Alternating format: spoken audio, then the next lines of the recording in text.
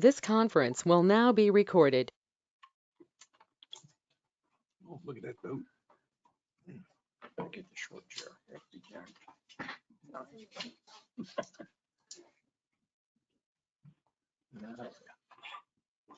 Okay, I'll go ahead and call the meeting to order. It is 3 o'clock. Let's start with the Pledge of Allegiance. I pledge allegiance to the flag of the United States of America and to the republic for which it stands, one nation, under God, indivisible, with liberty and justice for all. Okay, just want to start out with just a few reminders. If you are a supervisor or one of the members of the committees, please make sure that you keep your red mic button on. And don't mute during the meeting, and please make sure that we're speaking into the mic. This is to help enhance our dictation from Infomark. They've struggled at times with trying to capture the meeting minutes, so if we can kind of follow that. If you're attending virtually, please keep your mics off until you're ready to speak. If we see your mic is on, we're gonna turn them off on our end. This is to avoid any background noises. Also, if you're having trouble hearing us, please just let us know. We'll try to make any appropriate adjustments. If you are in the room and you'd like to address the board, please make sure that you fill out a form in the back if you are attending virtually. If you'll just put a comment in the GoToMeeting comment section just with your name and a request to address the board, we will go through those as well. Please make sure you just identify yourself when you come on to speak. Just as a reminder, if you've got cell phones, please make sure you're putting those on mute or turn them off. And lastly, if you're in the room, if there's any trash, just make sure that you're discarding that on your way out. And I will go ahead and start with roll call. Supervisors, we've got Supervisor Walsh, Supervisor Tinkle, Supervisor Banks, Supervisor Geppert, and attending virtually is Supervisor Guy. We have District Council here, District Manager, and I'm assuming we've got District Engineer attending virtually. Stephen, are you here? Don't recognize any of them. You'll probably stop. Okay. Mr. Chair, if you could Motion to approve. motion to Mr. approve Guy. attendance by Mr. Guy, finding exceptional circumstances. I so Thank you. move. Second. I have a motion, a second. All in favor? Aye. Any opposed? Motion carries. Okay, so Chris, we will start with public comments. Sure, and we have 4, and if there's anyone online, if you'd like to chat in, and I'll put it in a place for you. And the first one that we have today is Mr. Robert Lewis. And Mr. Lewis requested 5 minutes to make a presentation to the board, which is our public comment time, and so I'll set the timer for you.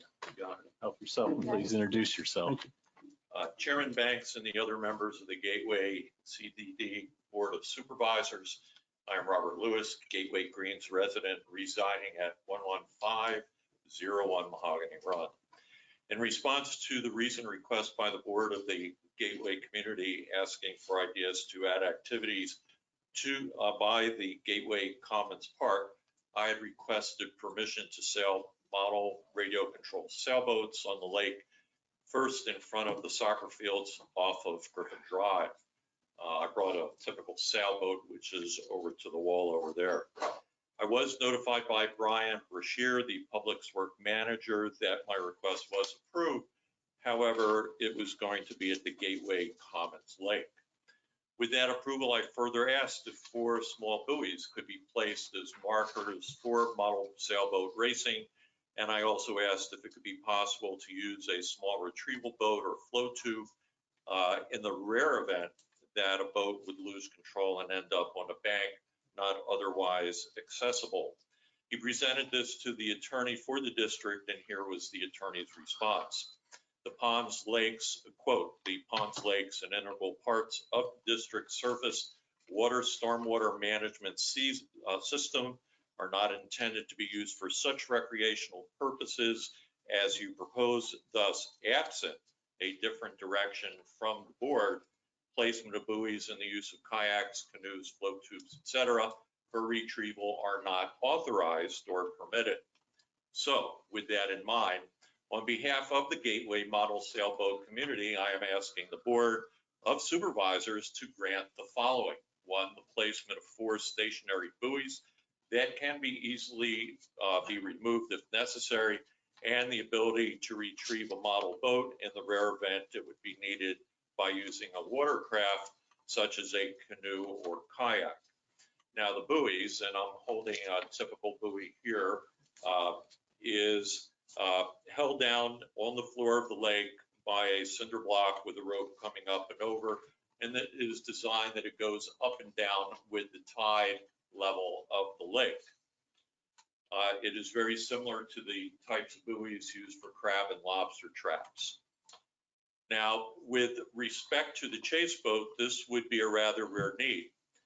As an alternative for us using a boat to retrieve a craft, perhaps as an alternative, the park worker could use their boat to do the retrieval. I was informed by Mr. Brashear that the park does have a boat for whatever purposes they use. Now, if the Board of Supervisors is not able to make a longevity determination to allow this request at this time, perhaps the board would consider a 6-month probationary period to allow for these 2 requests and reevaluate it in 6 months. We recently had at our inaugural sailing event at Gateway Commons Lake on Saturday, May the 29th, we had about 15 people who did show up to the event, and participants included children, senior citizens, and women. This type of activity is one that anyone can participate and enjoy. Our Gateway Community Facebook post had over 50 likes, so it does appear that there is substantial interest in the Gateway community for this model boating activity. This proposal is respectfully submitted on behalf of the Gateway Model Sailboat community. Thank you very much, and I am available for any questions that you may have regarding this activity. Yes, I have one question. If you had your druthers, would you rather be at the soccer field? Yes. Or do you like where this, so your druthers would be in the soccer field pond? Yes, because Okay. as a confined pond, if a boat got loose, we just walk around the pond. We have no need. Now, I was told by Mr. Brashear that the reason they didn't want us to use the pond is they have gravel on the sides and they were worried about somebody slipping on the gravel and injuring themselves. An alternative would be to consider building a small stairway that goes from the grass Yeah, a area. little landing Or or a dock something. or something, Or yeah, dock, a little right. dock Yeah. would probably be Yeah, nice. as an access. Okay. And being confined, yes, we would not have the need for the boat, but we still would like to have buoys. And then you'd have better parking and everything else. Parking and If bathroom all 50 facilities. people showed up. Well, and I think I had, before I'd even had any idea of where they were wanting to go, I was communicating with Brian, and that was my first thought too. I mean, for one, I want it to be as visible as possible. Yeah, right. For To people to encourage come, people to yeah, participate.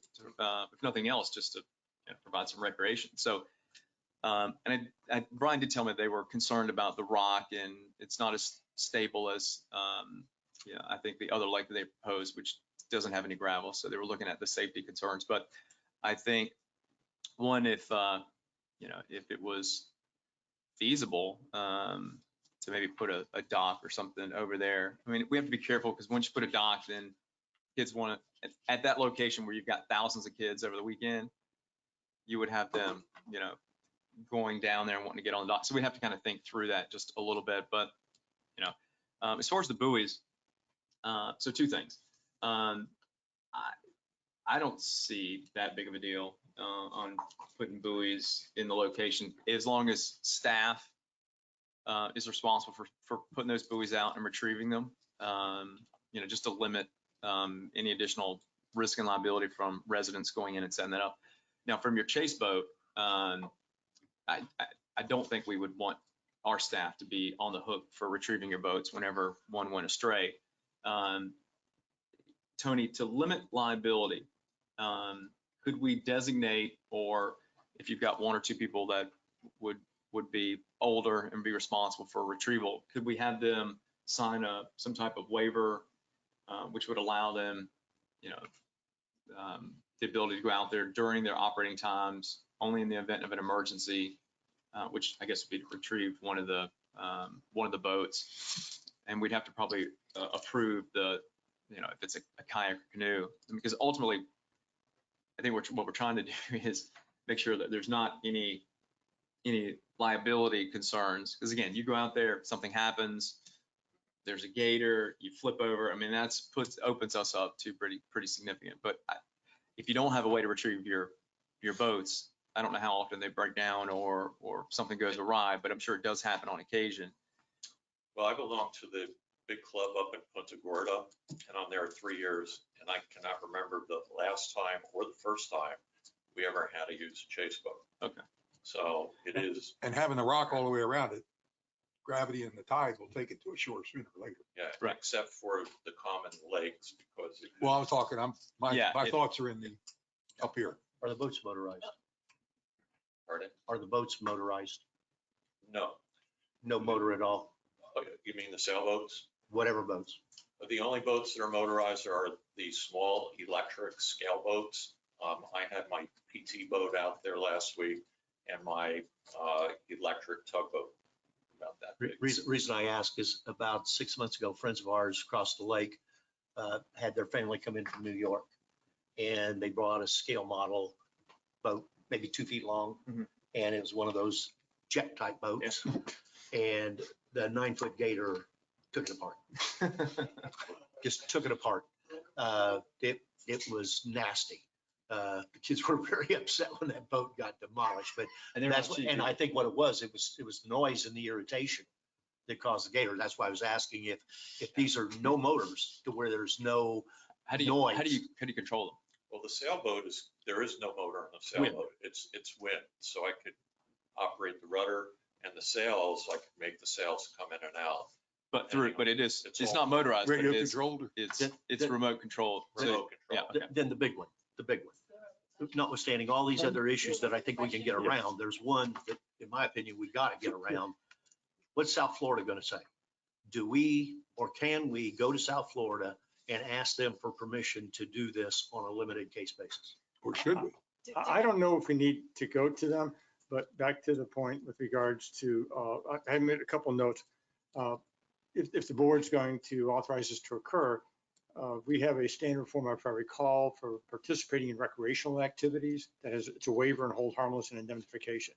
I would suggest that anybody using the lake for that or pond for that purpose sign that. It's a standard form, and that if it's a child, that the parent and guardian sign it. Yeah. To the point with regards to the retriever, would have to be an adult, obviously, to do that. And they have to be, we would have to have only those authorized individuals. be Correct. able to, yeah. The other issue that you have is limitation on number of participants and or persons. And the difficulty you may have is another group may want to come in after this and use it for other purposes. So That's if you- my whole point is The that policy. your document is very clear that it's not to be used for recreational purposes, which seems to me that you have to go and get a permit to allow a variance. And Yeah. until we go to South Florida, I don't know how we do it, but there'll be somebody, I guarantee you, I've learned in this community, that will hate boats for whatever reason. Maybe there was a sailor and they sunk in one, I don't know. But somebody will call South Florida and turn us in. I think a phone call to them by Chris would That's take what I care of think. that. Well, and I that's wanna why, just and that's why I find think if out. we, here, this is a recreational facility. There's a pond here that it's isolated. It's the road. No homes are on it. The roads. Oh, no, I understand. But again, typically the waterman, my concern is that language of the boogeyman approach, and that's my role, I guess, is that opening the door of floodgates. You're Because very good at We'll just say case by case. yeah, so the board can adopt, what I would suggest is if the board says this is okay, that the board, Chris and I and Brian work on a policy, to come back to the board at the next board meeting for utilization. So we say, here's the limitations, here's the number of people. And Mr. Lewis, how many people do you envision most at any one time? How many boats? I mean, There's not that much room on that little yeah, pond. at this time of the year, well, we had 4 boats at our inaugural last week. If we have 10 to 15 at this time of the year, that would be a lot. We had many more spectators. People were coming out with their lawn chairs and lining up there to just watch us doing what we're doing. And it might be a concern, I don't know about stabilization of the banks, Chris, or a concern about people. Here's the thing that's got me on this. Sometimes South Florida looks the other way. Go down 6 Mile Cypress, and right as you go past the county sheriff's station, there is a lake that's probably 300 yards long. Right, that's And usually. they're running boats that are going unbelievable speeds. And I can't picture that lake isn't one that falls in the same category. So my question is if they can do it, how can they do it? and we Well, can't? I don't think there'd be an issue. I think just a phone call, that was a good idea. For example, Pioneer Lakes in Naples. Keep it as You may- informal as you can. Yeah, Yeah. I think Chris making the call, that's always better. Yes. Manager to manager kind of conversation, but Pioneer Lakes where Costco's is and Naples and Lowe's and Home Depot, there's a couple big lakes there and you can see they race boats all the time. That's a stormwater lake too. Yeah, And then yeah. So Sugden, this is what I'm talking about. Sugden Park in Collier County, they do So- water skiing. Well, my point is it looks like Yeah, to me, somebody I've seen created an exception. So why can't we do the same? Yeah, I think it's just a simple call. Okay. But again, I think the board should have a policy as to maximum number of votes, the hold harmless waiver signed by everybody that's participating. And Well, and I think depending on, and I understand where staffs, why they recommended the lake that they did. I think we should probably look at what we may, need to do in order to maybe get this lake, prepared. Because I think once you have the sailboats out, it's probably not going to be too long where you're going to get some requests for some of the motorized boats as well, which I love the idea. I think anything we could do to, make gators happy, give them something to play yeah, with. well, I mean, and this lake too is, we don't really, occasionally, but it's not, I think we'll get more gators at the other lakes than we do. Yeah, we it's do almost here. a no-cost amenity. I mean, it's a way to use our features for the residents' benefit. And I think it'd be great on Saturdays when negatives. we've got soccer, something going on, and the kids would love sitting and watching Absolutely. this. See, a major reason I selected sailboating, because I also race at Hammond Park, it's electric boats. They make noise, and there's houses around them. I wanted something quiet. Yeah. Sailboats and small scale electric boats are real quiet. Yeah. And, they're spectator favorites. Yeah.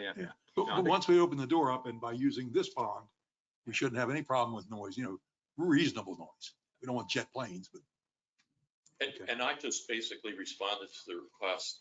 We want to improve services of what we offer in Gateway. So I thought this would be a nice wholesome thing. I think the board direction then is for, Does a permit allow for, that's what I guess. well, it's not a matter of allowance, whether anything is prohibited. That's the call I think that Chris can make to the folks he knows in South Florida. He's got a good relationship with them. Say, listen, and Mr. Lewis makes a good point. Hammond Park, it's probably a stormwater lake there also. Yeah. I'm sure it The, is. the one question that I'll have, that we'll need to look into is, again, thinking about staff's recommendation and just why they chose one lake over the others, because of the rock embankment.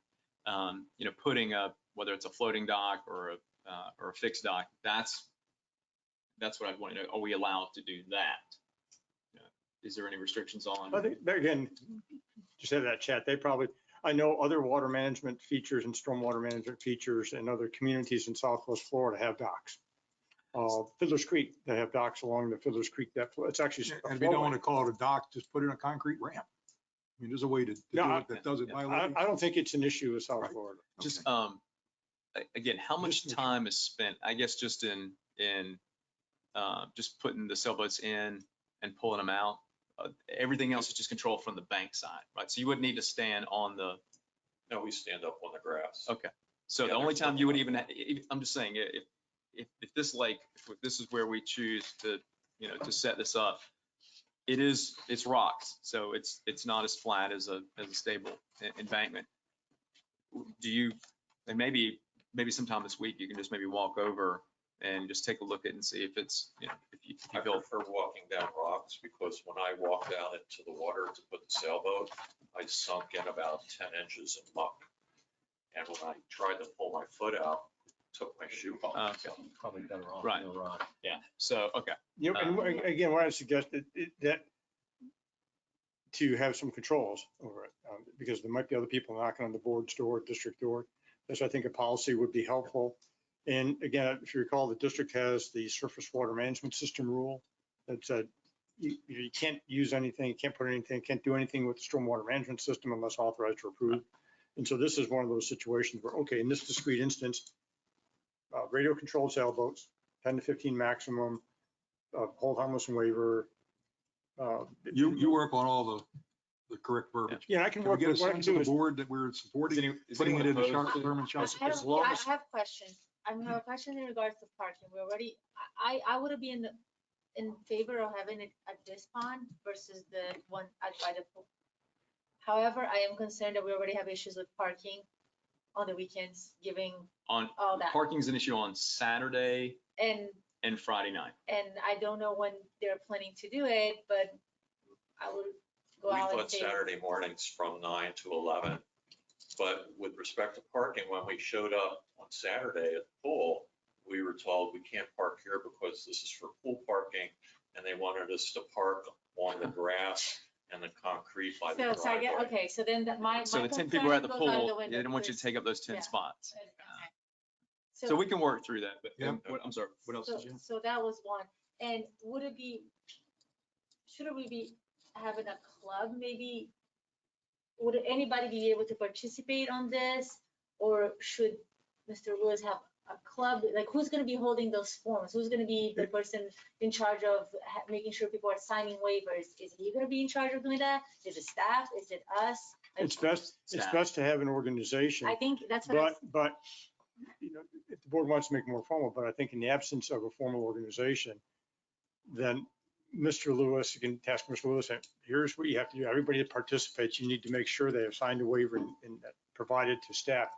And tell everybody, you can't put your boat in. You can't do anything with it unless you had signed this waiver. Part of the Gateway Model Sailboat community in this particular case, Well, and if it changes to other ones? well, I think you have to have let's just call it a model boating permit that we had a one page. Well, it's a waiver. Yeah. And you have to have that boating permit with you in order to participate. Because you're probably going to have, I mean, you probably want to go out and practice at different times. You know, there may be others that want to come out at random times, but I think in order to do that, you need to have Yeah, and a if it's, boating permit. and I would so to speak. suggest that be a way to start, a less formal way as far as organizationally.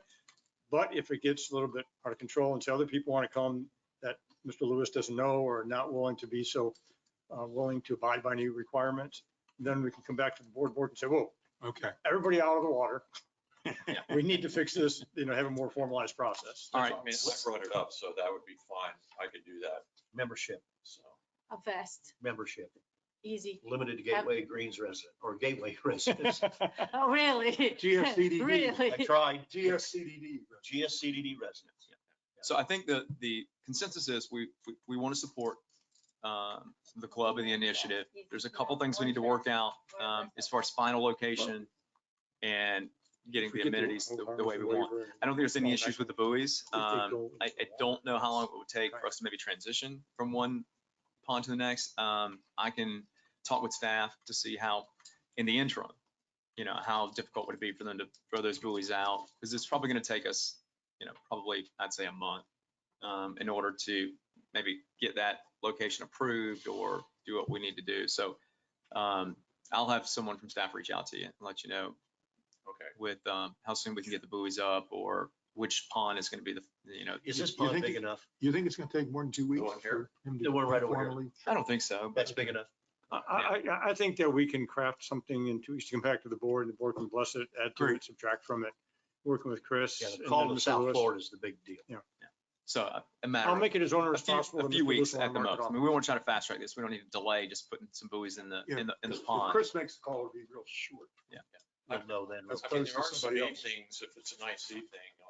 I don't think we're going to restrict you on time. No, it's I mean, gonna be whenever once- it's convenient. Once you've signed the liability and you've gotten your permit, I don't think we even really care when you No. operate. But to Okay. Flavia's point, know that on Saturdays during league season, parking may be an issue, which we have the schools open. So you may have to drop off and then park at the school or the, parking area. And I don't care if for me, it's first come, first serve.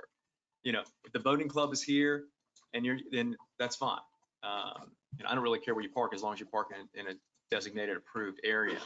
But just know on Saturdays, there's a lot of a lot of cars out here because of the soccer program. But Saturday's a lot of changeover. They're in for an hour and a half, and then they're out, and then Yeah. somebody else And comes I in. think a sign as well to aid them, saying that, to participate on this, because I'm also afraid that kids will see it, and then you're gonna have the 3 and 4-year-olds that are Yeah. gonna go into Walmart and buy the boats, and then the parents that are not know, gonna go in. Yeah, and Bob, if we can get get a in the sign, middle of you craft a guys. So I sign. think a Well, sign I that think says we this is- should probably, Great idea. Right. let us craft a sign that says that this pond is used for our You're gonna boating see- club and Well, it if must be we let permitted. Tony write the Because- language, it'll be a billboard. It'd be a Let's sign, just- have a skull and crossbones and say, don't put your boat in the water. All right, Permitted, let's keep moving. permitted sailing. You're gonna Thanks see a the lot. jet ski over And there. let me know if there's anything you need in In the, the meantime, can we still on Saturday? That work? mornings That go to good? these yeah, that's fine. conferences? Are you guys sailing this weekend?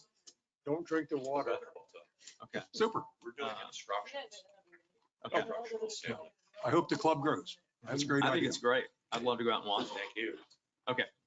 Who's next? We're already behind. We will More call than up 5 Matt minutes. Chitwood. I like having those conversations. Chris, when you Mahogany. get that phone call from South Florida, let us know what's. I'll send you an update with it. And he wanted to address 4B pond washout repairs. Matt? Good afternoon, Matt Chitwood, Mahogany Run. I was reading through the board docs or board book today and noticed in 4B, there was something described as a $40,000 move of funds because of miscommunication. And I just was hoping to hear a little more about what that miscommunication was, just because it seems like a large sum. You're not the only one. My second topic, I just wanted to also saw on page 28. I know there are work being done with the roundabouts and the utilities, but it did say they're going to be removing oak trees right there at Griffin because of the jack and boring process that has to take place, and some other trees being removed along Griffin across from 7-Eleven. I was just hoping to get some also information about maybe possible replacements or what your thoughts are. It doesn't have to be today, but just to keep that in mind as far as replacing the trees that were taken out. Yeah, and At last count on the design I saw, there were 15 oaks coming out, North and and south. they ain't coming back because there's no room. It's gonna be the road. I don't know how many palms, but if you go to there at Griffin, all those palms to the right on Griffin are all gonna go. How many more go, I have no idea, but as I recall, there was 15 oaks, both going north and predominantly south, that are in the area of where the road's gonna be going. I'm just looking for some ideas as you guys move forward, as far as what your thoughts are as replacement of the look. yeah, and Matt, when we have staff reports, I'll ask the question around just the replanning plan and kind of where we're at with that. So it may take just a little bit of time before we get there, but it'll be addressed. Thank you. That's all I have. Okay, awesome. Thanks, Matt. Next, Jim Brand, Hampton Park.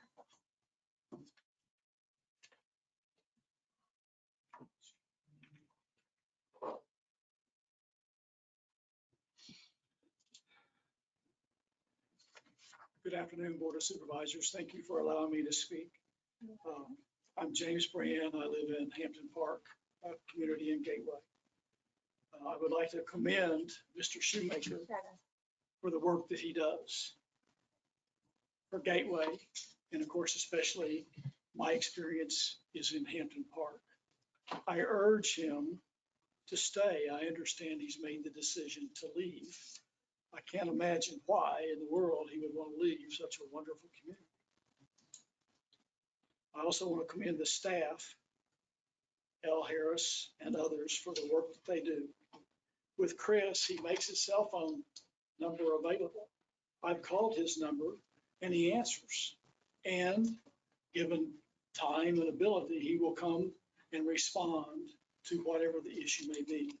Just in the last week and a half, this happened. And he was there and he gave me his 2 cents, which was very valuable, a lot more than 2 cents. I also want to commend the staff that works for him. L. Harris, for example, they are always available. She's come out to Hampton Park. We had issues with aerators in the lakes, and she was on top of it and got it corrected. There's also a general perception, mine and that of others, that sometimes members of the board are having inappropriate meetings one-on-one which are not in disregard Florida statutes. If that's the case, I would urge those members of the board to no longer have those meetings. Thank you very much. Thanks, Jim. Thanks. And next we have online. Hold on one second. What's the inappropriate meeting? How do we respond to that, Tony? I mean, that's against sunshine laws. It sounds like a veiled reference to a sunshine law violation with no basis. Well, we shouldn't ignore it. I mean,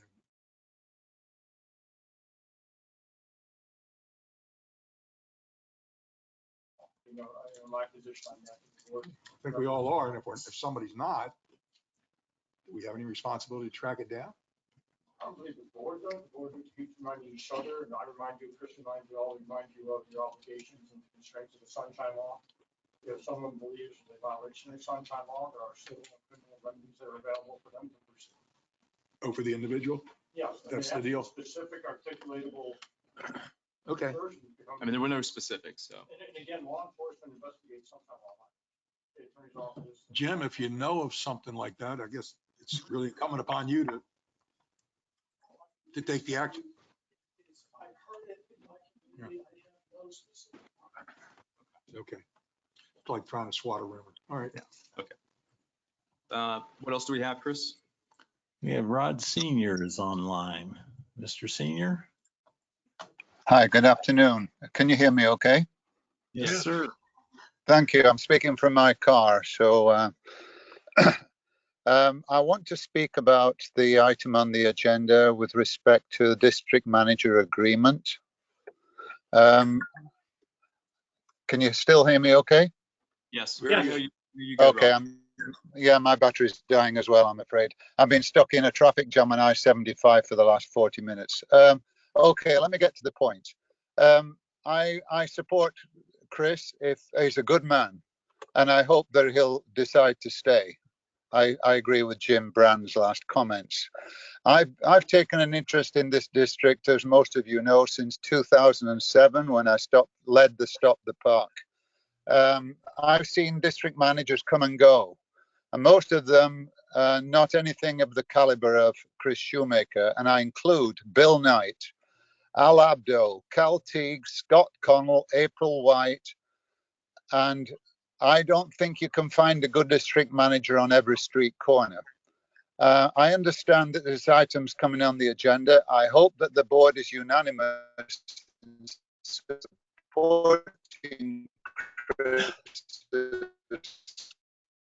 contract Starting to up a little bit.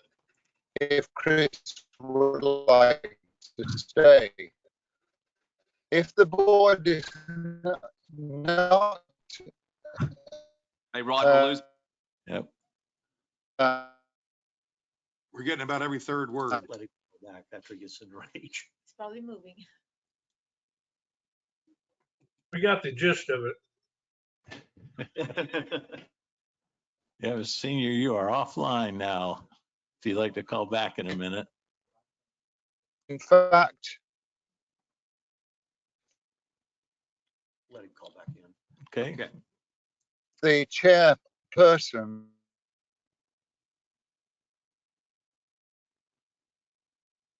Yeah, okay. We lost Yeah, him. we've Yeah, lost you, no, no. Rod. Now he's red.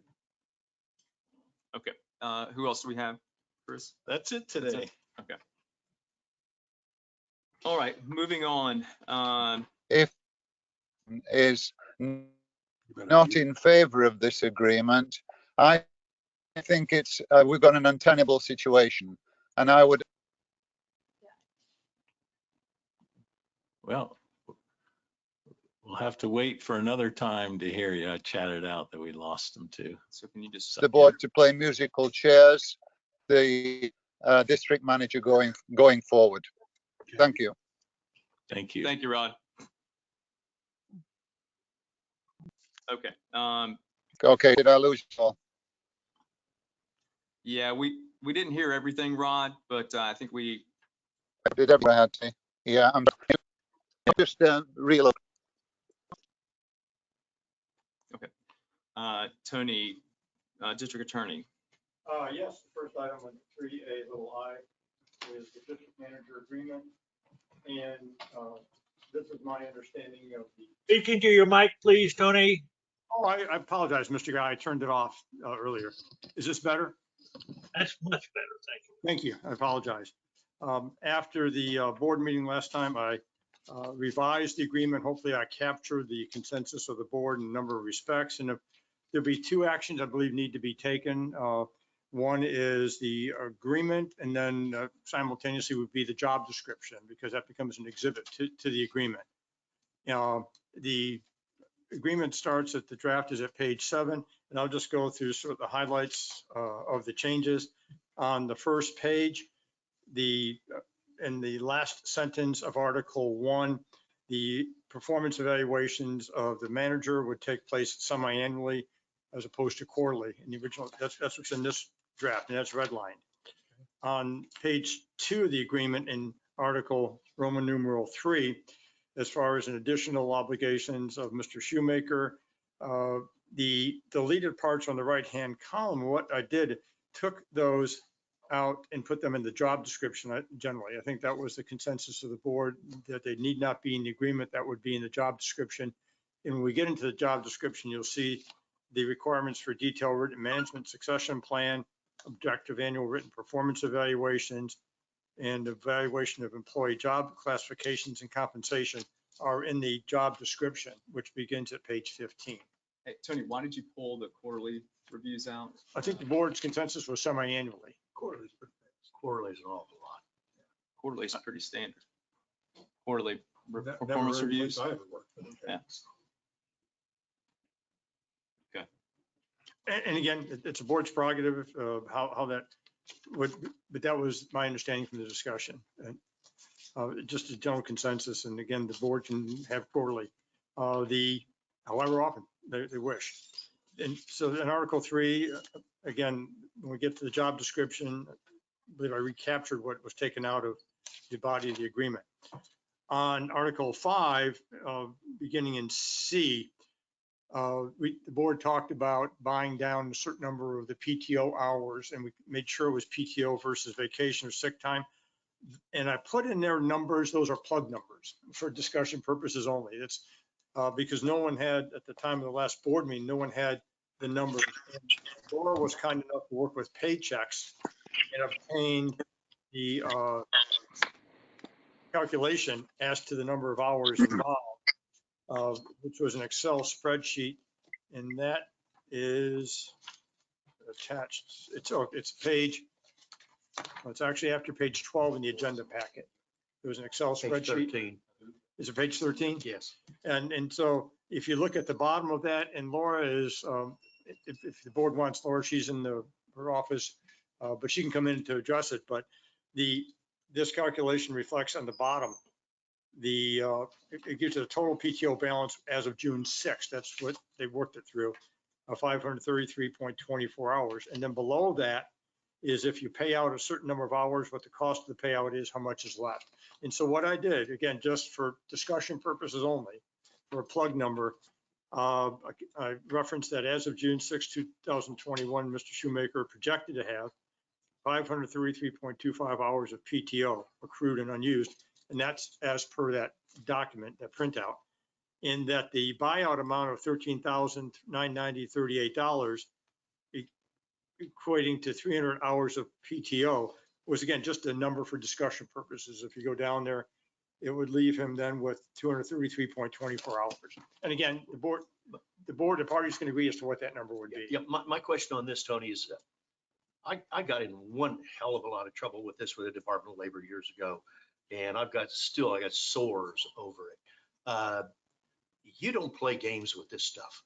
We need to get this PTO paid off. And what I don't understand, I see your calculations here, but what I don't see is a timeline.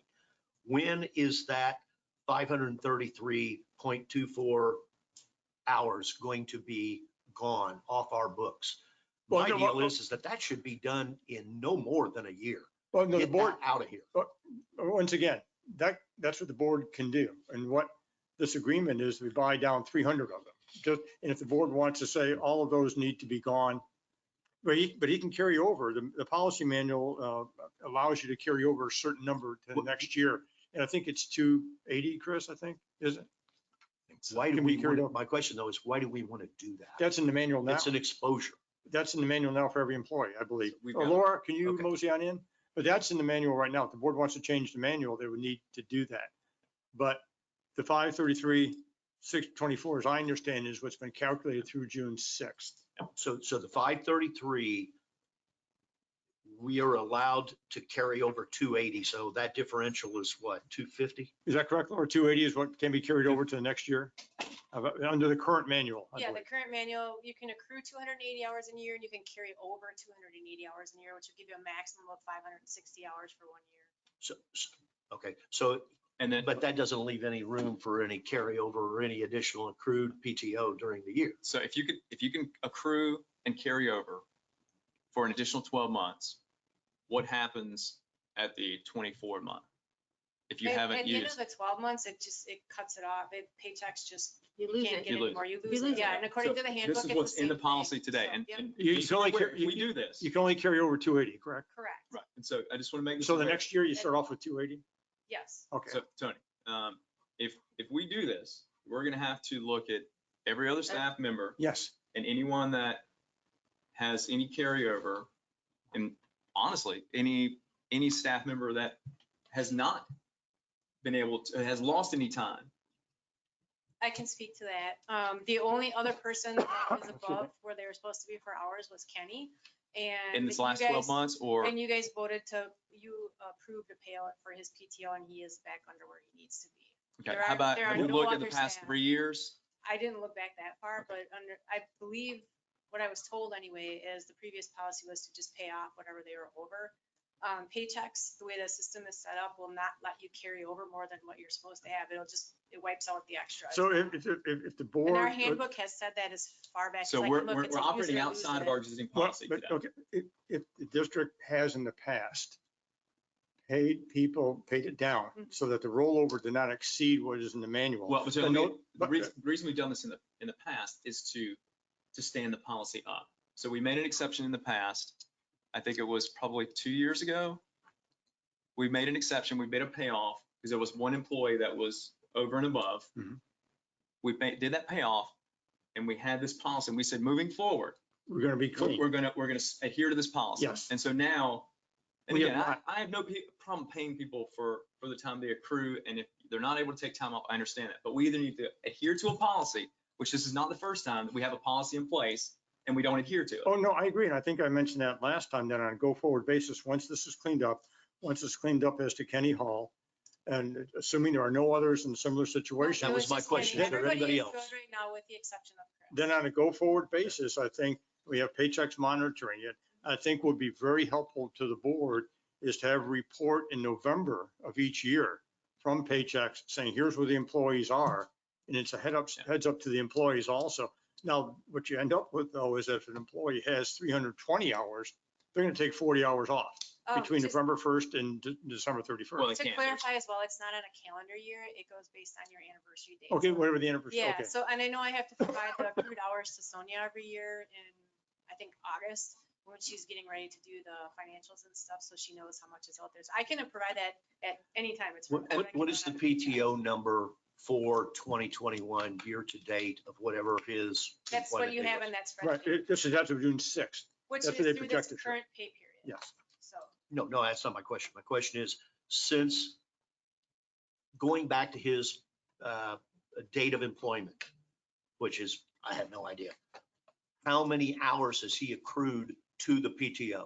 that would take me some time to check into because we switched systems in the middle of that. Because I'm trying to get an idea. If we cut this back to 280 and he continues to work, you're going to be doing nothing but going over the 280. But the 280 So has been the get- number all along. That's, Give us some cushion and Right, get this number back to a number like 180 or something like that. but 280 has been in the manual since at least I don't care what's in 2018. the manual. We Yes. can change the manual. No, I understand, but it's been in the manual for all employees since 2018. So if you're going to change it, you need, if the board wants to globally change it, to apply to everybody, then we need to change the manual, but that's where it stands right I now. understand that. I'm just trying to figure out is how we get this to where we get this number down and be done with it and not let this be hanging over us. Because the next thing that's going to come back up is that if we get into a termination, what happens to those 280, 290, 220, 240 hours that have not been paid? I What think, you paid out. We're That's not- I think, we're I not think at now, the I think now you have a mechanism in Yeah. place with from two perspectives. This is my looking backward.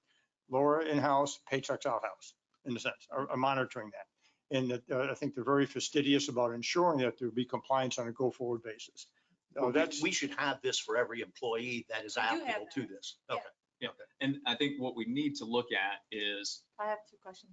yeah, we just need to look at the rollover amount and then whether or not you can cash out or you can cash in at a, whatever the rate is. And that you would have to set a policy for because there is nothing. That's in what we the don't have handbook today. that That's, says to me, that. that's where the gap is, because if I'm, you know, if I'm Chris or one of our senior leaders and they accrue, 4 weeks of vacation, it might be very difficult for them to take 4 weeks. Maybe they can get in, 2 weeks or whatever. They may choose, instead of rolling over, they're going to, cash that in. And that, like in Chris's we have case- that in our firm. And I think that's what we need to probably look at, because you can choose to roll it over. And But it's Or you can cashed, choose in- to cash it. but it's cashed in at the rate that you're paid at that time. No, it all It's depends. not- It's not always. Not always. Sometimes it lasts. Sometimes it's paid. a I'm little telling you, less. boys, that's what we did up north. You can't do that. You can, We- absolutely. Yeah. No, you can't. We No, had an you employee, cannot. we had, for our law firm, we had an in-house employment lawyer and we used an outside. Whatever the employment law lawyer. is, we don't have to have. Yeah, whatever the law is, but I tell you, I got my ass in a lot of trouble over this. You pay what you paid at the time was But that's incurred. not what you have to do. Because you're basically telling people, if you don't take the vacation time, if you don't take the time that's allotted for you, for PTO, if you cash it in, it's. So in other words, actually let's make this in the math so I can have it. I have 40 hours. I don't use it. And at the time I was being paid Cash 15 out an at 30. hour. You're saying that if I wait 3 years and I'm at $18 an hour, I get to cash it in No. 40 at 18? No, what I would suggest. No way. You You know, can what- do You that. do it annually. What I would suggest, I think, at the risk of getting evil eye stares by the board members, I think we're sort of going off, we're heading from A to B and we're off on D now. Where did that go over here? Yeah. I would suggest that we have an immediate issue, a question to address as to Mr. Shoemaker. Then we have a global issue to address as to the employee manual generally. My deal is, Tony, why don't we pay it now and get it off? No, the board books? can do that. Again, Yeah, that's what we're talking about. Get rid of it. We're saying, but there's implications that we need to think If about in the Chris- policy. We need to update the policy. Whatever we do here, we need to update, a review and update the policy. And if Chris agrees and the yeah, board that- agrees as to what the number is, then the number goes in this agreement. And then the board can look at globally the policy overall for all employees and recall, I think the board indicated that for the benefits for the manager are the same as all other employees. So whatever apply. Yeah. On a go forward And those basis. are use it I or don't lose have any it. problem now. with that. And that's use it or lose it for PTO. Yeah, I mean, so we're making a decision that we're operating outside of our existing policy today, just so we're all aware. Wow. We're going to make an exception, which Okay. we've done in the Existing past. Policy is 280, Hold right? hold on, Two hold on this one. What are the implications? Because I know you say we only have one and it's Kenny, right? He's good now. You guys we Well, took care of okay. that. Yeah. The What- only person who is currently over their time or in risk of being over their time is Chris. It's Chris. So I think easy, I guess, in regards to payment, I agree. I guess we can ask Chris, how does he want it? Does he want it all now? And I don't see a difference in giving, if he wants it all now, we'll just pay it all now. However, I caution us, and I guess that's gonna be a question for you. Given that we had very long-term employees that have left, what is the liability that, I mean, how do we go in, like, can they come back to us and retro, say, hey, No. we weren't we weren't given this option and we were following the same book and now this option was given to them. We can't preclude anybody from litigating, but to try to go back and recalculate and say, here's your, I don't think that's Okay. necessary. Again. That is my only question. That could occur. Okay. I mean, anybody can try. And senior manager as opposed to, We had I- 10, 28. you have different employees. salary Yeah, roles and you If get we different. we type would of have had that, we restrictions. would have been notified that we had that problem when it occurred. Yeah. And okay. and then it's never come up. Now, So then I there guess is the merit question- to accumulating and rolling. You know, I'll just speak personally, because one time I took 11 weeks off to do a special vacation. And I accrued it for 1 year and then the next, and you got permission to do it. Well, So there are circumstances that people well, legitimately want to do. And some organizations, you can roll and roll and roll because you can retire 2 years early. Correct. I mean, but it's just, that's our policy.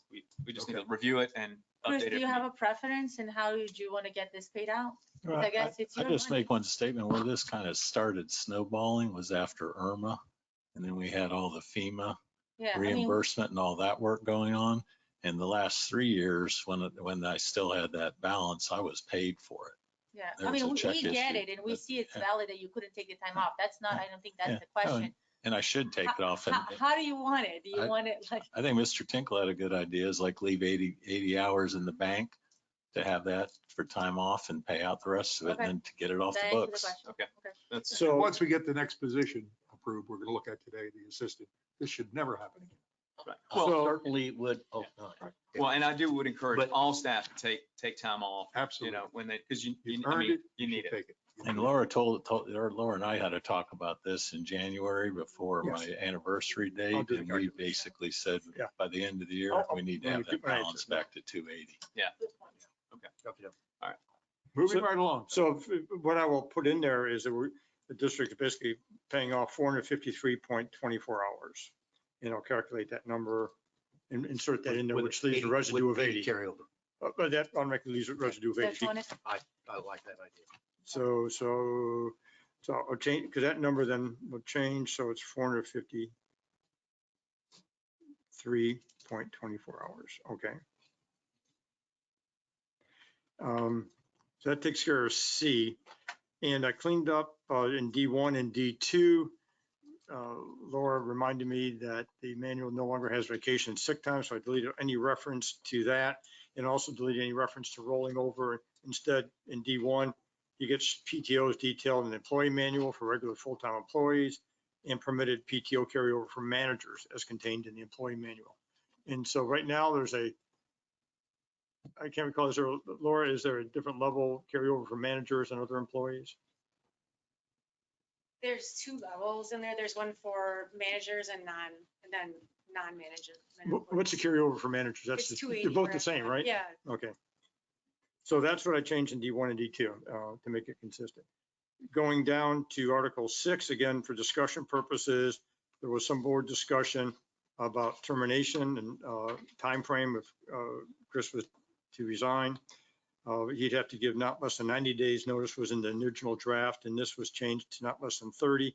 And that 30 timeframe was carried throughout all of Article 6, so it's a board decision to make whether 30 is an acceptable number, or if it's 45 or 60, or whatever that time is. But I put in 30 based upon the board's discussion. Tony, you went down to the end of that though, and you still left the 90. Did I miss one? Yeah. I did that, Ed, so you would see it and then We make it a did. task. The question that I have just kidding. here All right, is, thank you for that catch. So- Apologize. Tony, the question that I have here is, in these types of language contracts like this, if you put this language in and there's a resignation time period, normally there's penalties to that. Like if you can't stop someone from putting that resignation saying, I'm leaving tomorrow. You can't handcuff someone to the job. But normally there's some things that they forgo if you don't give those time periods. It's either, there's a certain bonus or there's certain things. I don't know if we address that. And legally, I don't know whether it's 30, 60, 6 months. There's really nothing we can do Well, no, again, legally in that that's the unless point. There's not a time frame. So right now, if he, in the event of termination by the 30 days notice, he gets paid. And also, if And I'm he- talking and- about, yeah. I'm talking about in the event of a resignation. 15 days, say, less than the 30. A lot of this goes away when we get that assistant district manager position filled up.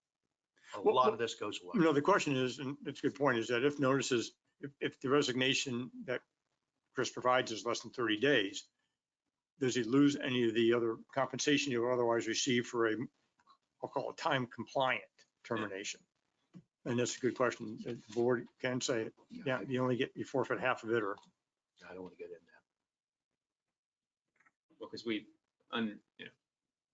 the problem is 30 currently, The 30 days, going from the 90 to the 30 days should work for us once we get some of these other problems we've got Yep. resolved.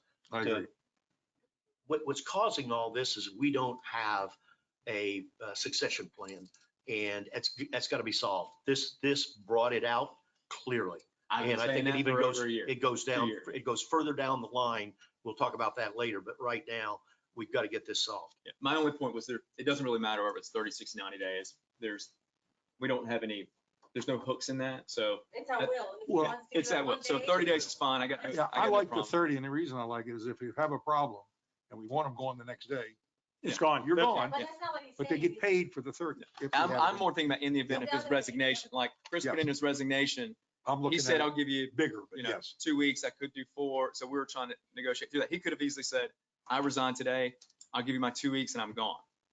And then that puts us Yep. under that current situation, which is why we're having this conversation. It put us at tremendous risk because we had no backfill. Correct. We had no succession plan and It- people freaked out. It's our deal to make a change that this doesn't happen again.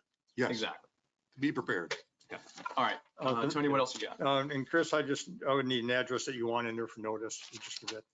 And next we go to, those are the changes to the agreement, and then the job description. And again, this is for discussion Can we purposes. finish this one? If- We if have to vote on this? It sounds like we are. Yeah, we have to vote to accept. We got, well, we get this one behind and then do the job description? Well, I thought, Yes, we can do that, but again, we ultimately need to, agree with the job description because it gets attached. So yeah, the job description is Okay. attached to. I'd rather have a discussion about the job description than vote on the agreement. if that's Okay, you answered my question. Separately.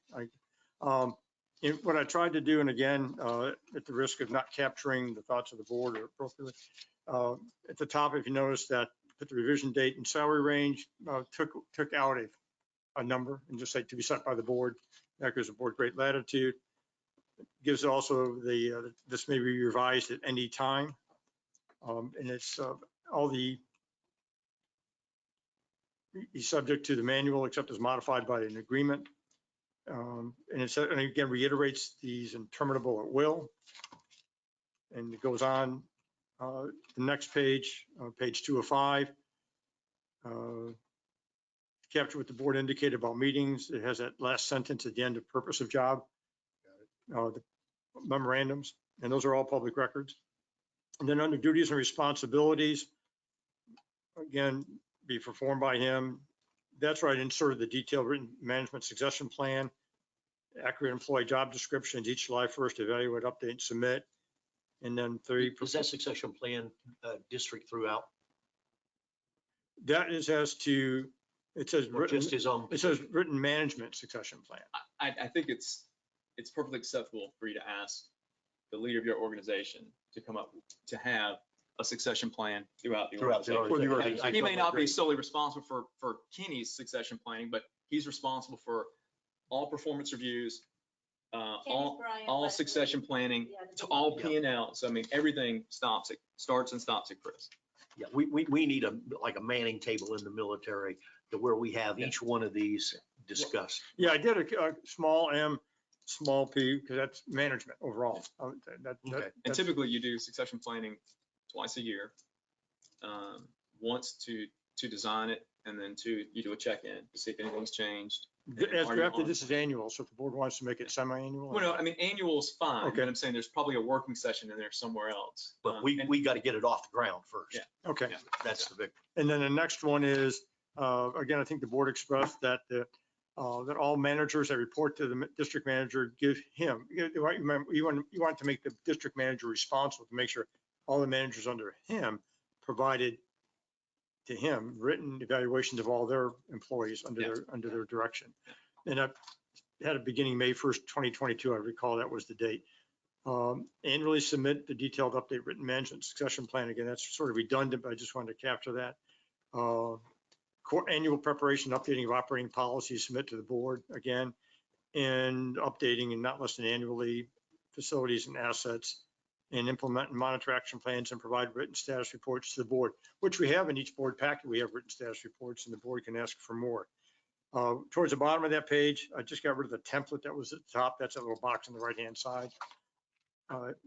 Benefits, paid time off, again, got rid of all the stuff that was in there and just said, outlined in the employee manual is modified or accepted by any written employment agreement. So that captures what is in the agreement. The position, again, additional benefits, got rid of that. And then the disclaimer.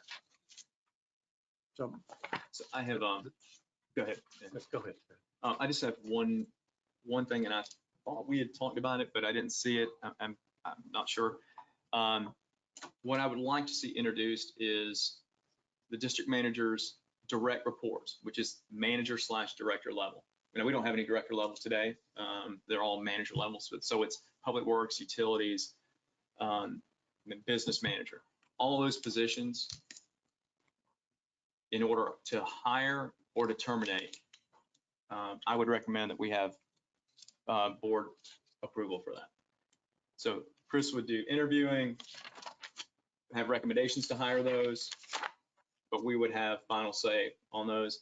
And in the event that there's a termination, Chris could recommend termination of a specific employee, but we need to have final approval on that. I think it provides. Tony, what nice does the layer of that. statute say on that?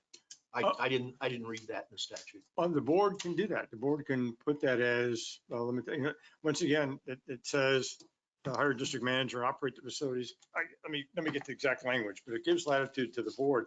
The way I read it, they can hire and fire. It's that simple. Well, and typically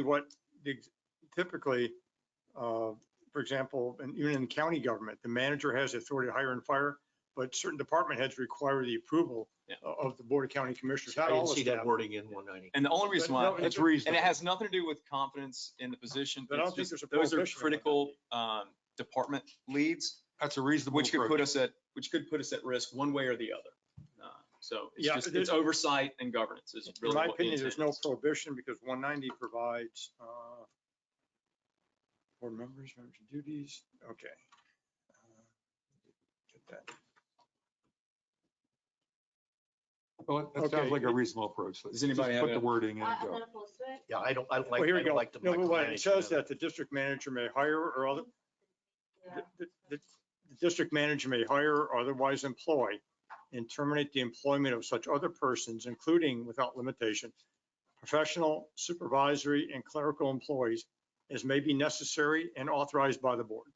Yeah. So I think that provides the opportunity for the board to say that the division heads the termination or hiring requires board approval. Right. That's the department heads, which would be. Department head, Chris, is that the manager/director. appropriate Say it again, terminology? Tony.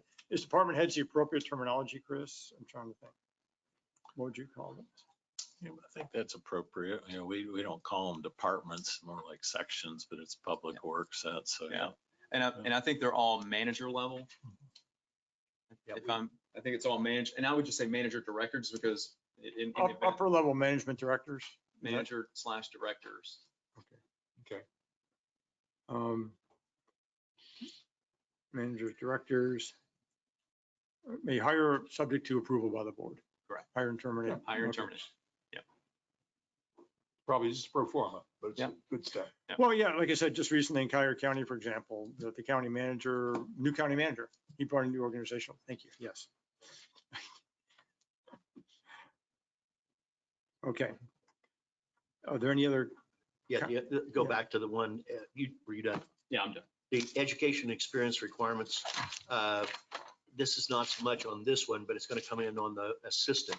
I don't know that we have, do we have requirements in there for the assistant? I think Chris, Laura, you all drafted, I think you did. If we go to the, later on, I think it's under Chris's report. Chris, there we go.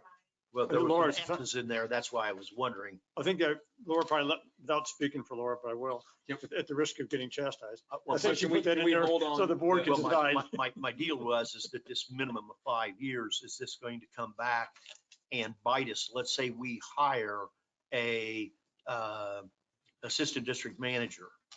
And for whatever reason, Chris would resign within, let's say, 1 year. And this guy had 2 years of experience when he came with us. He doesn't meet the 5. Normally, So do we go out? there's an additional statement there that says or equivalent. Well, Well, this is an and/or training that includes.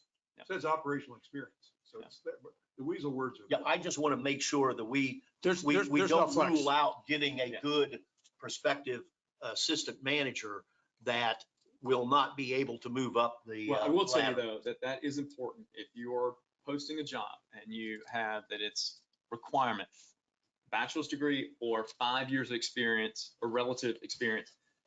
If someone has 4 and you, 2 people have 4, you exclude 1 and you hire 1, you're at fault. If it's a requirement, you can say that it's a recommended versus requirement. If you say requirement and you disposition one person that has 4 and you push one forward, you are at, you're at risk. So maybe what we can terminate is, maybe you could say 3 to 5 years of previous experience that opens us up. Well, that's why I was Or gonna say, relevant, okay, you know, that 5 was- years or relevant experience. that was my point. Yeah, and it's a I good. can't And imagine we let's- want somebody with less than 3 years. And let's not lose that thought when we get to that portion of the agenda. That's later on. Okay. That's under, sorry, Laura, under your report. Okay. I wasn't sure who to Assistant blame her. district- Yes. the district manager. That's a district. So, but Tony, we will need to make that adjustment in the district Yes. manager job description. So go 3 to 5 years, Yeah, when we, relevant. yeah, the experience. district one had blue X's Yeah. in it. So No, that's the let's- district manager we're talking about. Okay, right now, bachelor's degree for the minimum of 5 years. I So would say, you, I would say 3 to 3 to 5 years. years of relevant experience or something along those terms. So it's a little previous gray. experience and or training, it's the same kind of language. Yeah, That's it's in, just 3 to 5, that's in it's similar to the one. because we don't call out what type of experience. Do you want district manager experience? Do you want? Local government project government manager, leadership? budget administration, contract administration. And then the other one, Tony, is you've duplicated the must possess a valid driver's license from over the next page before valid skills. Duplicated. Ah, yes, it does. You're right. I'm not sure in Florida how skilled you have to be to get a driver's license. The way people drive. So that- When I I'll go, put that when I under- go out on the road, not very. I'll put that under education and experience requirement. Can you just, I want to make sure we're very clear. So where it says bachelor's degree supplemented by minimum of 3 to 5 years. Yes. Previous relative experience. I want to make sure we put that in there because that Relative or relevant? relevant experience, Okay. sorry. Relevant experience, because that opens the door to flexibility there. And training, and I guess it includes, but doesn't require, that's all. It can be other. Right. That includes local government project net, budget administration, contract admin, et cetera, et cetera. Okay. Yeah. Operational, or here's the other part, any equivalent combination. So there's enough flexibility in there. That's good. Okay, and so with the board's consent, what I would do, just to go back through on the agreement itself, I will, in Article 5, C, change that to be a buy down of 453.24 hours. And now I'll do the calculation. Okay. And then I will make sure everything's changed to PTO. And Tony, where in the original agreement is the reference to the district manager job description, putting this in as an exhibit? It's right at the beginning. It's in paragraph. It's actually, Okay, it's in Exhibit 2 A. places. Okay, so- It's in Article 1. Okay, so and in it's in Article 1, Article- it Article references 3. in Exhibit A. So what we need to do then is just to call this job description Exhibit A.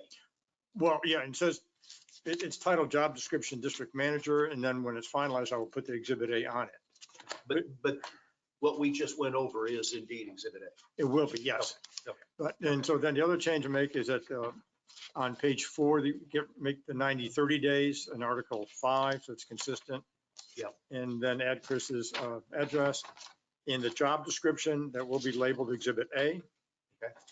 And I suggest that at the bottom of the purpose of job paragraph on page 2 of 5, we have a sentence there now that says the district manager has the authority to terminate the employment of all district employees. And I can say, notwithstanding the foregoing, the hiring and firing or termination of employment of all section, department, or managerial staff requires the prior approval of the board. Yeah. 600. Okay, Yeah, we're just looking for that. so that'll be a carve out. Otherwise, any other lower level employees is not something that comes to the board, but he does have to advise you when that happens. But the manager level, he needs your approval. So is the motion to, Well, and then if I could go through again, I'm sorry. Then also then on page 4 or 5, under education experience requirements, have 3 to 5 years previous relevant experience. I'm sorry? Oh, yeah, and then remove the redundant driver's license. What I would suggest is that the board move to approve the agreement and job description as per the amendments that we've discussed. And the effective date would be still as of June 1st, I think. Just I'll make that motion. I'll second it for discussion. And Chris, you're okay with all this? That was where I was going. Well, that's like, where I was every going. now and then I would say, Chris, you're okay. And that would be an exercise that wouldn't be But if Chris would want it, Chris would say, hell, I don't want it. I appreciate all the detail, and I think it's well thought out. And the bottom line is you're still an at-will employee in Florida, so. On that, I second the motion again. Okay. Any comments? The one thing I'll say is I'm not a fan of the contract. I think we rushed into this really quick. I don't think we needed to put a contract together with 3 years and everything we put in. I understand kind of why we did it, because we don't have a succession plan. If Chris would have left that time period, it would have been painful for some time period. The one thing that I'd say that we need to do a better job of as a board is staying connected with staff. I think for the most part, Chris does a good job at what he does. We talked about some opportunities on how he does some things, where there's some opportunity around just leadership style. And I think you guys may have picked up on some of that in some of the employee surveys, if you looked at them today and the previous one. So there's some management style opportunities for Chris, and we've talked about it. And I think there's areas for him to work on and adjust. One of the things that I think with this assistant district manager role and with Laura's role as that business manager is taking some of that direct staff interaction off Chris's shoulders and letting him do the strategic things that he's really good at. So I'm not a fan of the contract. I wish we would have had some different discussion on it. We had a resignation with no real reason. There wasn't any ask for dollars or anything. We just basically said, hey, we're gonna create more money for you and doing other things, which I think staff has had a hard time with us making those quick decisions. I think we're going to have to look at some much larger things, which is not a bad thing. But we're going to have to, as a result of this, we're going to have to come into budgeting. We're going to have to look at some other things. But, for the record, I'm not a fan of the contract. I think we could have easily have had the same conversation with a pay increase without having to jump through this contract booth. Call for the vote. Calling the vote. All in favor? Aye. Aye. Opposed? Aye. Aye. Motion carries 3-2. Thank you. Thank you. All right, so Okay, I'll prepare all this and run it by the chair and Chris for signature, make sure we captured it all. good. All right. And I'll work on that tomorrow. Hopefully have it tomorrow or Monday at the latest. Next item is, it's on there for a presentation, but it's really more of a discussion. Chris and I are still working on this, but this is Chris have had some conversations with the golf course and splitting off the water use permit and to provide a mechanism for the golf course to utilize one of the ponds for irrigation purposes. And we created a draft and Chris is reviewing it now. And part of the discussion is before we get too far down the road, and Chris, I don't know if we need to get the definitive guidance today from the board, but the concept of how much to charge the golf course, because it is a commodity and a valuable commodity. And the thought was 5 cents per 1,000 gallons. Is that the idea? Well, we looked at it, and forever the golf course has been operating under the district's permit, which means we're responsible for everything that goes on over there. We file the monthly reports to the Water Management District, take meter readings, and also sample at the pump station. And we're responsible for what they're doing over there. And so this past year, and we hired WSP to do it, would be to separate those water use permits. And that permit would go directly to the golf course. They have to have property control to be able to have that permit because we own the ponds they're withdrawing from. And so we're putting that agreement together. We've been discussing with the golf course, and I kind of shocked them because I said, well, water's a commodity and I don't know how we can give it away for free. And I said, maybe even a nickel, 1,000. And for reference, in April last year, they pumped 20 million gallons of water. And on a low month, 6.54 to 7.44 million gallons. And that's really all. And if we charged them a nickel, 1,000, it would be $1,000 in that peak month. It wouldn't be over $8,000 a year. And I'm just looking at it as we're in charge of the ponds. We have maintenance agreements. We spray for algae. Of course, they do pay an assessment and a waterway assessment for that property, but it's more recognizing that the water is a resource and has some value. And that was the point I was making. I said a couple of weeks ago when he resigned, we don't always agree. I'm shocked. And this is one. This goes back 20, 25 Just glad years. When this agenda item is. when this community was done. Just to put this in perspective, issue one is that the permit calls for 550 million gallons of water a year, as I recall, which is at a nickel is not peanuts, it's $27,500. So it is a significant number, or it can be a significant number. Second thing is, the people that are going to be paying that, if I go look in a mirror, I'll see one of them. This is a pass-through. We're billing 480 residents. It'd be the same thing as going out and telling the 480 residents of the club, you're picking this cost up. We're going to do that. I can go down the line on a lot of costs. We'll start with Parks and Rec. So let's don't go down that road. But there's another issue that I don't think we're understanding that I learned years ago and I tried to solve. I solved it with the HOA, but I wasn't successful at the club.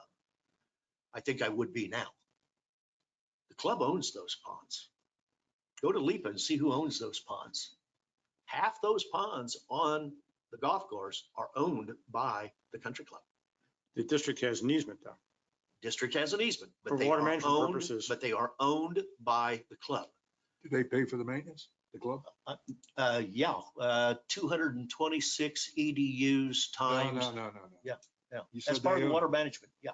Well, you can't have it both ways. I mean, if the club owns it, No, the club, then let them get their checkbook out and own it. no, If we own it, well, you're going down the road I tried to convince them years ago. okay, I think that sale is looking better and better. okay. But my point is, let's end this real quick, let's go to the club. I sit there and had a discussion today with them. For the life of me, I cannot figure what the value of having the ownership of those 10, 11 ponds is. Go down 18 where I live, go down 9 where some other people live. Half the club, half the pond belongs to the club, half of it belongs to the CDD. This is insanity. I don't know what Westinghouse was thinking of, but somebody, well, I know who was there at that time, and I guess I can figure it out. There was a few screws loose. But the issue is, I think that what we could do is let's work out a double deal. Club, you turn those ponds over to the CDD like we did on the quitclaim deed on the HOA. And at the same time, you take the acceptance of the MPDS permit or the MPDS permit, South Florida Water Management District permit for the operation of that deal. And we're done. That way our exposure at the CDD is gone. We don't have that anymore. Right now, we've got an exposure that they go out there in a dry month, which we were close to having last month. And we're popping millions and millions of gallons of water out of that pond. It's not our neck that's out on a limb, it's theirs. And they make the call based upon their operational techniques of what they got to do. But we're out of that business. We should have never been in that business and that permit in the first place. But you go back 27, 28, 29 years ago, you had the tail wagging the dog. The CDD, which was owned and operated totally by WCI Westinghouse, they owned the club. I mean, this was what do you call it? The country store. This is exactly what was going on. Our problem is we allowed this to go this long before we corrected. So my thing is, let's drop the idea of any charge and let's get the permit transferred over to the club. And if the club does not accept it, which I don't think is an issue, I think they will. If they don't accept it, then we start talking about an administrative fee. That's my 2 cents. I guess, Chris, from the standpoint of taking over the permit, is the permit solely for the withdrawal from that lake or pond? It will be. It'll solely be for irrigation of the golf course, and that's the way it is now. We have 2 permits, one for irrigation of Gateway itself and the other one for the golf course permit. And all that does is transfer that golf course permit into their name, and it's basically a transfer. And there's no other facilities other than the golf course that has the pump and the motor. It's illegal to use it. No, but the owner of the pumping facilities is the golf course. Correct. At the present. Yeah, we time. don't do any maintenance on that facility. They operate it and give us some. And I guess just for a question, I'm not, from an operational perspective, is there ever a concern about too much of a drawdown on that lake or pond? There was about 15 years ago when I was president, we got down to within a foot And it was scary. Yeah, and they do sometime, when they're really drawing heavy, they'll be dewatering some of the ponds, very low. And I've had some residents ask me, hey, on the other side of the weir, why are the ponds all have water in them and ours hardly have any? So they do have an impact. And that's all controlled by the permit Yes, as far as, correct. so I guess, Their withdrawal quantities. no, I it guess is the controlled. question should it be a package that comes to the board with a proposed, a package of splitting the permit, transferring it to the golf course, and the golf course conveying the lakes? Should we wait for that? Because For the life of me, I do not understand what they think they are getting with having the ownership on those I bonds. was getting liability with us. That's what I've said, getting the liability. I wouldn't touch it with a 10-foot pole. Because my experience has been, I've seen this happen in other districts, other entities, where you have the fee simple owner is one entity. You have an easement holder, which is actually the dominant estate, is another entity. If something happens on that property, the attorneys will go after both entities. If it were not for the LMA, I would say, okay, maybe I can see some advantages. But with the LME in there, that gives it the authority, like you said, for the CDD for access, what do you get by having the ownership other than liability? I don't get it. So I think that would be one thing to suggest to them is this quick claim deed, those 10, 11, 12, 13 ponds over to us. Yeah, and other districts I represent, after a period of time, the developer, when they're ready to get out, gives them all to the district. Says, whoa, we have this residual interest. We don't want any liability. So I guess. I run that by So the them, board- if they would do The it. board's direction is to pursue. I don't know, we're gonna be able to resolve this right now, but in my position of ignorance over here, the pond belongs to the golf course. So what I just heard. Selected ponds, yeah. Selected ponds. Fee simple title, but Paid an for the, easement. whatever the terms are. Okay, so they own, but yet we put in the pond bank replenishment, No, we haven't done any on the golf course. not on the golf course. So that was my point. So Yeah, if that's we it. take over control of the ponds, then and the now next thing you know, Yes. they're gonna say, hey, we want, That's our job. It should be. They're paying 226 equivalent homes. No. Yeah. What other service did they get, Bob? It's a golf course. If they need something No, done, what then other they pay service for did it. they They get fix it. from the CDD on the 226 equivalent But units? just, in my opinion, we are the operating entity for that water management system. We have the requisite easement. So we, the district as the operating entity, have the obligation to maintain and operate that system in compliance with the permit criteria from I South Florida. understand all that. You can get down there pond bank and grade it. Your fairway might not be as wide, but that's a heck of a lot cheaper than putting stone in. Okay, if you don't like the drop off the escarpment, we'll shim it down with a bulldozer. Or geotube or whatever, yeah. So there's a lot of opportunities yeah, here. Let's yeah. not jump into this. Well, we've said that all along, but at this point, we've taken the position of kicking the can down the road. We've done nothing on the golf course side, nothing. And we shouldn't. In my own humble opinion, we all have our opinions. No, okay, so this is for awareness, Yes. right? So we can take this back and chew on it a little bit. And I think, Chris, we may I think want, there's probably needs to be, in addition to just the transition of the permit, there's probably some other options that we need to think through. And we need to look at from a couple different angles. so do you want something to come back to the board from Chris and I, that 2 meetings from now or 1 meeting from now as to an approach? I mean, I don't think we're in any major hurry. What are their options? I'm not aware of any other Well, you options. just said to transition the, Talk to them about. I'm talking about the permit. The No, permit, no, the only permit, option either is us or them, it's them or us. yeah, I'm saying there's some other options that, that may go in parallel with that or give and take, whatever. Or maybe Bob, I think let's assess it and see what conditions they are now. And, maybe come into a meeting. It's the same thing we would do if we were going to Absolutely. assume And any. answer your question, after well, we- 250 ERUs or whatever, they get exclusive use of it. We have certainly issues of pond bank, non-compliance with South Florida, because we have escarpments well over 9 inches, and we certainly have greater than 4-to-1 slopes on the golf course side. I mean, it's all over. Yeah. My thing is I'd rather address those with our littoral issues and some of those other things and try those and experiment, because the golf course is all for that, instead of having a rock And surface. I'm okay with that Yeah. instead of the rock. And I'm saying, we need to explore the cheapest way to fix it. But to your point about the ERUs that they're paying, and I understand they're paying, but what they get on that is exclusive use. I can't walk out there and hit a golf ball, but I pay ERUs. So that, there's two sides to the nickel. We just need to look at it all. But we're not going to resolve it right now, but I'd like to look at it further and deeper. One last item, just for reporting. I think everybody's on board. I'm just waiting for WCI's personnel to get back to Charles Mann, so Charles can get back to me and Steve Adamczyk that the agreement for the DRI amendment process is fine. I think we're all on board. All the attorneys are. It's just a matter of getting WCI Lennar. And then Just for the road? yes. Yeah. Okay.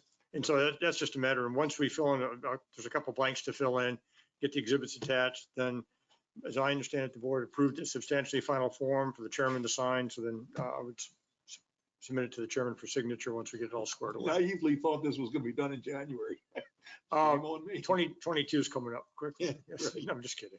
We'll have it, I think. That's what you get by getting lawyers involved. Yes, sir. Nothing further. Okay. Okay, Tetra Tech, District Engineer. Hey, good afternoon, supervisors. This is Steven from Tetra Tech. Can you all hear me? Yep. Yes. All right, guys. So Danny was presenting last week. He presented the status update. That's why there's not one at this meeting. And then the takeaway from last meeting was to bring back to the board a location figure for the next round of lakes. And that's what's included in the meeting packet. Just a background here, we did a facilities plan for SRF funding a few years ago. The planning documentation was approved. We got money to move forward with design. We did that, and that has led us to the current round of lakes that's under construction, and we're wrapping up. There's 2 left from the previous set, and then these ones that are shown on this figure will complete the lakes that were in the facilities plan that was approved by SRF. So that's where we're at. This will close out those lakes. So I also added an estimated cost on these lakes. That's shown in that column on the far right there. Just a note, the image shows the lakes in blue. That's not the repair area. This is just showing the lake location. So the repairs are limited to the areas surrounded by the homes. So on, Lake 58, the highest ticket item and probably the biggest lake or one of the biggest lakes anyways, in Gateway, we're only doing behind the homes in that area. So there's a lot, along the highway that we're not doing and along the main road in Stony Brook. I understand the high ticket item here, we're close to $5 million for all of them. Ways to reduce cost would be to either remove lakes or to reduce the type of repairs. So the cost shown is using all TRM. The alternative would be to remove the TRM and to just use the black geofabric, which we used on part of the lake out in front of the soccer fields, across the street. We used it in, both of those lakes look like they're holding up pretty well. So that would reduce the cost substantially. So if you guys have any thoughts or comments or questions? Comments? Yeah, comments. Yeah, Steve, what I'd like to do is maybe step back and take a look at these ponds, because I think things have changed. Ponds 127 and 130, I went out and looked at those the other day playing golf. Pond 127, I believe, has 10 homes, and Pond 130 has 30 homes that border those lakes. And what I looked at, the escarpments and the slopes were nothing as serious as if we would go to Pond 109, 125, and 128. They are significantly worse than those 2 ponds. Pond 117, the side where the residents are, there is some escarpment. The slope doesn't look that bad right now because it basically there's very little water in that pond. But I could argue either way on that. But I would certainly argue to take 127 and 130 and closely examine those in comparison with 109, 125, and 128. And since I'm over there, I would love to have that endorsed by somebody other than me, or otherwise I'm going to get shot by somebody. But I would just like somebody to look at it, because I do think that 109, 125, and 128 are significantly worse on both escarpment and slope as compared to 127 and 130. And I'm taking that, I didn't check your math here that quick, but I'm taking that if you added those ponds, the 7 or 8 of them added up, that's where you're getting the almost $5 million. Yeah, that's correct. Okay. I'd like to point out too, I mean, of these lakes, I agree with 130, and I think 88 and 85 are probably, the 130, 85, and 88 are probably the least eroded of this set of lakes here shown, I or in this perhaps facilities plan. decision on this, maybe have you and staff go out and just do one more look, and maybe we reevaluate the priorities of not only these ponds, but others that somebody may bring up. I'm bringing up the ones that I see that I'm familiar with in Gateway Greens. Some of the other ones that may be down the way, I don't have that access to. I'll volunteer to also go look at all of them next week. Yeah, I'll look at all I'd 5. love to see that before we make a decision. I'll look at 85, 88, 127, 130, 109, 125, and 108. Thank And you. I'll set that up with you, Stephen, and whoever. Okay. would have, Brian or whatever else. Thank you. Well, just to note, sorry, it sounded like Flavia was talking, 1 second, Elle has something to add. or El. Thank you so much, Elle Harris, Natural Resources with Gateway Services. There's a few ponds that I would like to add to that list if you want to go out and look Well, let's at get them. this one done. I'll look at any of them Well, after that. With Mr. Tinkle's statement of like 125 and 128, that there are some ponds that really, truly are in really bad shape and need to be moved up. Well, it won't be in phase 2. No, We can pardon me, move, we it are won't be in in phase phase, I two. know, we won't move anything in phase 2. We might take things out, but we can certainly look at moving up the more Well, serious ones. Okay, I guess all I'm asking you is that maybe you might want to check with me. Oh, 'cause absolutely. I can show you. Whoever on Stephen staff. doesn't walk the ponds, but I can show you Okay. where there's some that are Which really ponds then? rough. Which ponds are you talking about? Several of them in Daniels Preserve have Are a the 2 ones to that 3 the foot picture- drop off. Are you talking about the ones that we had pictures in your office back here? Yes. Yeah, what numbers? Daniels Preserve, 125, Phase 3. 128. But we had moved things from phase 2 to phase 1 and things, just because Well- it did, like to add. If we can move them, I'm okay with that. To Ed's point, things deteriorate at a different rate. Yeah, I think Daniels I Preserve, agree- my only issue with Okay. Daniels Preserve right now is we get some other issues. Let's get them resolved. Elle, before bring we me do up to the speed and then, Ponds. Please. Okay. Just check with me. Thank you.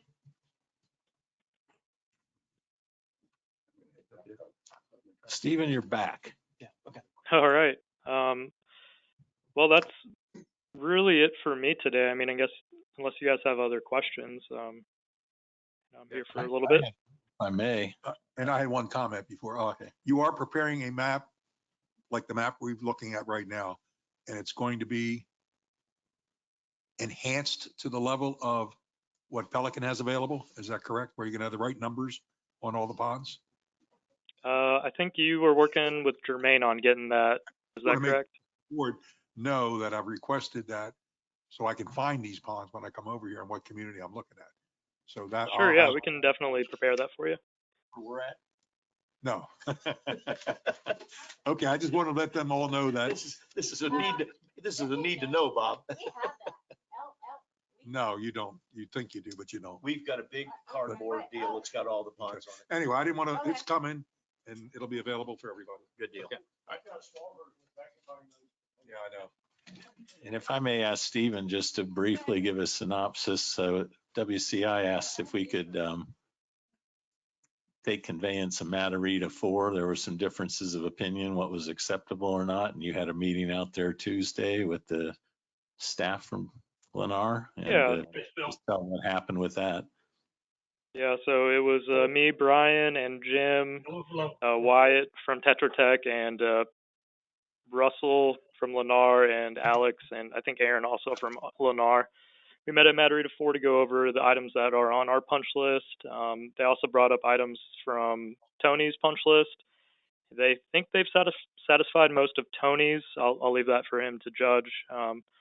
But as far as the engineering punch list items, we had some cracked curbing that we wanted them to repair. We came to an agreement on, which ones they'll repair. And then we talked about the stormwater videos. They have, it looks like complied with a little bit of pushback, but it looks like they're going to video them. And then based upon, how much sediment is in the pipes, they'll clean them before conveyance. Additionally, we noticed some striping in Matarita that needs to be restriped. It was a stop bar and a crosswalk striping that it's just faded. I think that should be redone before Gateway accepts, and they agreed to do that.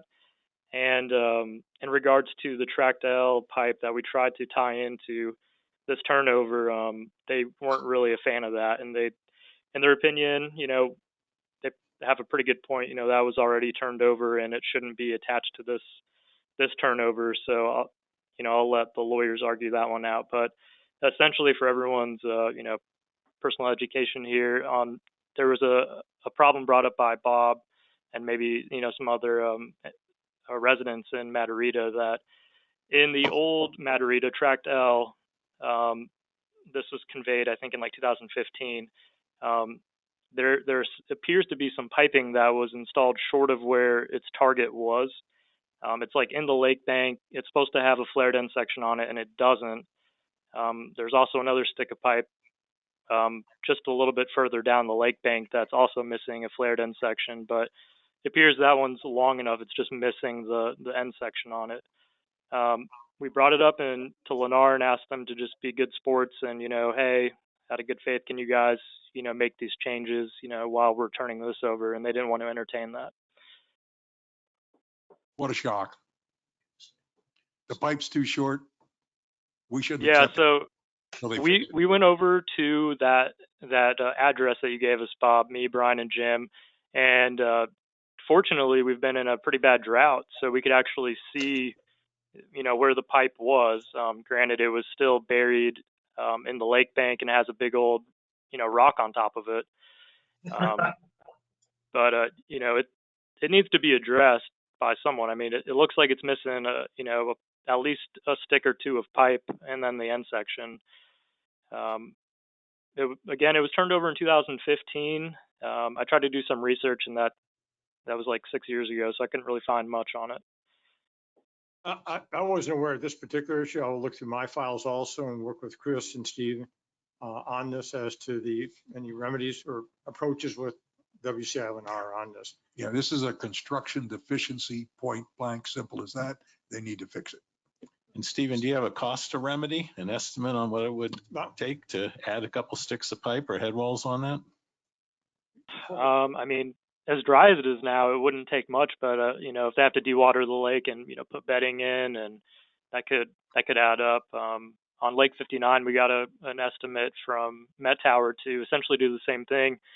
It was like add 3 or 4 sticks of pipe and an end wall, and it was like $50,000 to $80,000. So That's in the range of what we did when WCI fixed the other ponds in Pelican that had this kind of a problem. Okay, no, two items I've got, Stephen, while Bob is here. What, pond 38, our favorite pond over there. Oh, Viadana. I'm sorry? Viadana, yeah, I'm familiar. Yes, Viadana. Are we satisfied that going into wet season, we've done everything we can at this point in time to minimize our exposure for flooding in that area? Yeah, I don't like it, but I'll remind the board voted before on the options that we could do. Okay. And at that time, I wasn't a part of the board, but the ponds group took it upon themselves to dam the house that got wet before. That'll be our first option. And that's where we still are. There is an active resident in the area, not a home that got wet. And he is working with South Florida as well as been engaged with Tetra Tech on the work order. If you're looking for some other alternatives, and we'll pursue that. Then the other one, and I didn't know where on the agenda this was going to fall out, that $40,000 deal that somebody brought up in the owner comments. I don't know what that was all about. Does that involve Stephen? No. Okay. It involves you though, I guess, because you've got the same question I've got.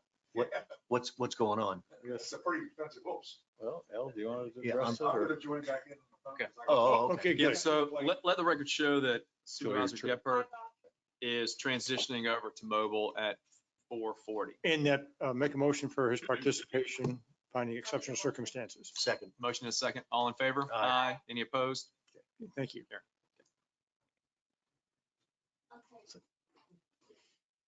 We're jumping forward to the pond bank washout. And that was Pond Bank washout repairs. I It mean, do we- was. Do you want to wait for Bob to get going? Yeah, I hate to make you stop, but let's, That's okay. if you don't mind, let's get We'll through go through the this other and ones. then, Okay, and then so let's it's hit on it when here. we hit the Okay. agenda item. Good idea. Anything else for Tetra Tech? No, sir. With your permission, I'll sign off unless you see something on the agenda you want me to stick around for. We will need you to stick around just for a few minutes, just so we talk about that washout. Okay, no problem. So we'll try to get to it as quickly as possible. So thanks, Stephen. Just hang tight. Let's go to Yes, sir. district report. Certainly, and I'll go through this quickly. The Yeah, $1 we're million. running about an hour behind. Okay, $1 million boardwalk projects had some minor change orders. Moving along on schedule. Pelican Emergency Access Road, Tony addressed. We approved some additional funding for the utility rate case. The consultant will be back July 1st at the first board meeting to present that information. We hope to move forward at that time with the rate case and the connection fees and move it along with the budget. Water use permit for irrigation we addressed. We're just waiting for the signed loan agreement from DEP to give Tetra Tech the 3 task orders that have been approved.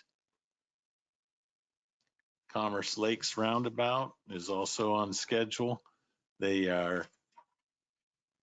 should be completed with all the utility work in the next 2 to 3 weeks, and they're looking at opening up all the lanes in August for traffic.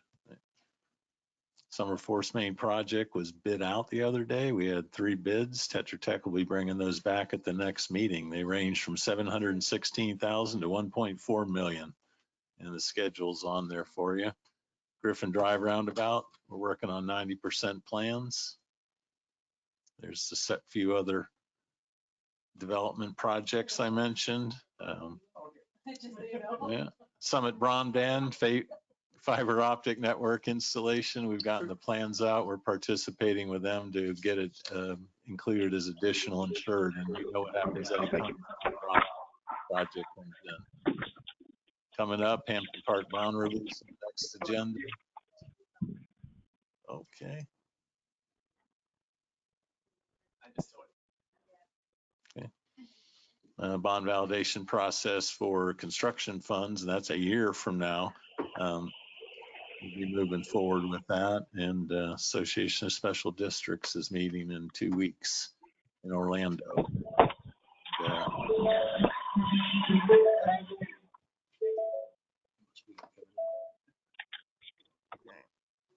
Yeah.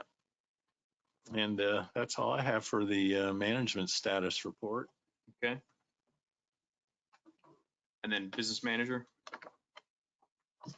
Mine's pretty short. The Gateway Commons Park Amenities Survey Update, I'll give you just a real quick. I did drop that file out in the shared folder that I have for you guys, the Board of Supervisors OneDrive folder. If you want to take a look at it, I downloaded it this afternoon. So far, we got 1,255 responses. The top communities that responded are Hampton Park with 25%, the Stony Brook Master with 11, Silver Lakes with 9, Gateway Greens with 7.5, and Daniels Preserve with 6. And what I'm seeing for amenities that they'd really like to see are the nature trail is huge. That was the biggest one. 39% of the people that responded want to have a nature trail. Second was covered picnic areas, then covered activity pavilion. Pickleball courts was number 4 for Ed. Community band shell / amphitheater / performance stage was number 5. And then the swimming pool to repair the existing one was actually the next one on the list at number 6. So that's just so far. So what are we doing to, because again, that's How many so far? 1,200. 1,255. 1255. So Yeah. we need at least double that number. Yeah, I figured tomorrow I'll put it out on the Facebook page. And can we throw it in the billing update or? I don't think I can. We aren't billing until July though, so we've missed it. Well, I think we should still. We're closing the survey in 2 weeks. a week, actually, next Sunday. But we need to be getting to the engineer as quick as possible, But what the results are. It takes me like a minute to download it, so Yeah. that's the easy part. Yeah, but so we just need, whatever we need to do, like just blitz, We have this week, we have tomorrow and next send a week reminder get out it. to all the I HOA will, presidents yeah. and, So whatever Hampton Park did, they did a really good job because they're 25% of all of the responses that we got came from Hampton Park. So. So we do both the Facebook article and then ours. Yep, I'll ask Tim that he always just puts on there whatever I put Yeah. on there. yeah, okay. And maybe we just let them know that the window is closing. We have to get these The responses 13th, in. yep, they got a week from and- Sunday. Yeah, so now is your opportunity to chime in. Okay, and then the other item on my agenda was the assistant district manager position. Okay. This came as a combination of, I reached out to my district manager training class and asked them if any of them had any assistant district managers or something like that. And they sent me, I got 5 people sent me what they had for theirs, and it's a combination of things that I got from them and some stuff that I pulled from the district manager job description is where I came up with this. And I did not feel comfortable making a decision as far as qualifications, and I spoke with Chris and we did not feel comfortable. So like you guys had talked about, that's why there's some of the stuff with the X's in there, because I didn't want to make that decision. Yeah, but I almost feel like you guys should take a stab at it. I mean, you're in the role, you've gone through training. I'm doing almost everything on this list already. Yeah. So.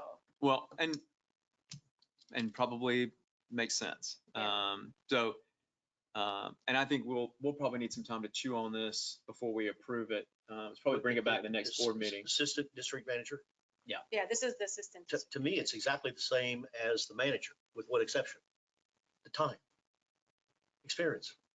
I mean, you want everything that you got on the district manager, you want on this guy. You just aren't going to get the same level Right. of timing and experience. I mean, I want them all, I want all those things. Now, I would like to have a preference that the guy has a good stormwater. Person, sorry, the Yeah, I was person. gonna say that, the person. You ain't gonna change the old dog. The person, have a good stormwater background, But we need to get this thing on the street and get this person in, because the situation is not changing. The workload we've got is not changing. We've got to get somebody in here to help. What I would like to do is, I think, because I could go a couple different ways on this, as far as whether you need a district manager that's got management experience, or if you need someone that has more utilities, what did you say? I'd rather see somebody that's got more operational experience, because we're going to give him a tutelage on the management side. Well, So I want him to have an operational, hands-on deal to come in to take some of that load off that Chris has. but I thought what you said is you were looking for someone that has stormwater, utility. Preferably, no, I didn't say utility. Stormwater background is, in my opinion, is critical. And I think we just need to talk through that. So, and then when we didn't have a board workshop this time. So then we normally do them the first or second meeting. Second meeting. So let's do it in the second meeting. Okay. Next week, let's have a workshop so we can talk about this, because I think there might be some impacts to maybe even, Laura's, the business manager role, or, so I think we need to have a little bit broader discussion. Some of this stuff, if you give this assistant district manager, that's a lot of what I'm already doing, so you don't really need me anymore then. I'm Well, sorry. As if you give this to the assistant district manager, you aren't gonna need me. Well, and there's nothing to say that you couldn't apply or be eligible for this, for this role. Right. I mean, Wait a minute, in theory. wait. In theory. Not even in theory. You're That's not, your you opinion. haven't got any engineering background. But No one it's- said that this An has to have operation. that. We haven't That's what we haven't approved it. What the hell do you think we're doing? We're trying to get somebody that can come in the event that he retires, early retirement, something happens to him. This is an engineering position. Well, It's not a bookkeeper It's not position. written that way right now, and I That's am why more we than a got this bookkeeper. problem. I'm more than a bookkeeper, but that's beside the that's point. But very you are not insensitive. an engineer. I didn't say I was an engineer, and never implied I was an engineer. But my deal I is just said this I'm more needs than to a have bookkeeper. basically an engineering background or an And we can add that operation into deal the- in utilities Add that and into or the stormwater experience management. requirements, Well, that's your which is position. why I Actually, gave it to you there's as 4 of draft. us, and and that's your position, and I'm gonna respect that, but I think you have to be a little more respectful of our staff and coming from leadership, and then that's exactly our problem. It comes from this board, it starts here, and they mimic us. That's our problem. We respect your opinion, but there's 4 of us here. And this. There's is no what they kings or look up. queens here. And this is all. There's that's not? what they look I up did not to. know that. Yeah. Okay, so Go the ahead, point Laura. is, Laura, I wasn't sure if you're done, so. Yeah, hold no, on. the point is- Go ahead. and I don't want us to derail here, but we all have different opinions on this. We need to come together collectively and figure out what it is. And I think the best way to do that is for us to have some open dialogue on what we think, where's the gap, where we need to, Well, you know. Chris is going to this conference.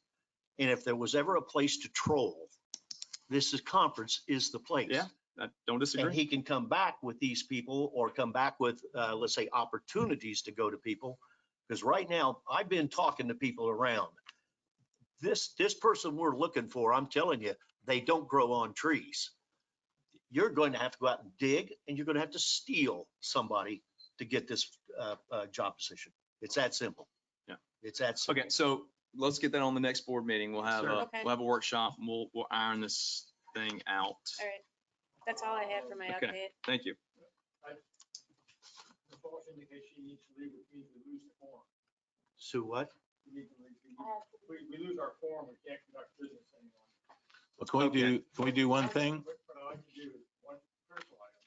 I have another Is- question. Okay, but 1 minute. one critical item, before you leave though, is that as initially scheduled was consideration by the board on June 17th of the resolution adopting or approving the proposed budget and setting the public hearing. That needs to take place before around June 15th. So what we'd like to do is, since we're going to lose our forum and no further action can take place after we lose our forum, unless Bob walks back in, but he's not going to apparently, then once we lose a quorum, the meeting, it's just a talking session and you can't take any action. Is that the board now continue this meeting to a date and time certain, the next Monday or Tuesday? Well, can we do it for the next board meeting? No, that's too late because it has to be by June 15th. It could be June. Well, can't we just approve that? Or unless if you want to call for 5 minutes, I can. Well, can't we just approve that Well, item? the question is this the proposed budget that staff is recommending to you? We have not presented that. Stephen Bloom's developing it right now, So so we're that's- ready for next That's the week. problem. The district manager has not yet submitted the proposed budget to the board. And that has to take place before June 15th, and the proposed budget has to be approved by the board before or on June 15th. and then Okay, set the so do public we need to hearing. continue this meeting to next Thursday at 3? Or you can do it the 14th or 15th if you want to. Next Thursday may not be enough time, right? Or what do you think, Chris, for him to have? All of the numbers are to Stephen right now, with the exception of the staffing numbers, which I was awaiting the outcome of what happened today with his employment thing. So I'll have everything to Stephen tomorrow, Okay, then Stephen needs to turn it around by, next week, whenever you decide. Fine. Yeah. Unless you want to give 5 minutes. Just want to adjourn this for 5 minutes and then I'll be able to maybe say. Your call.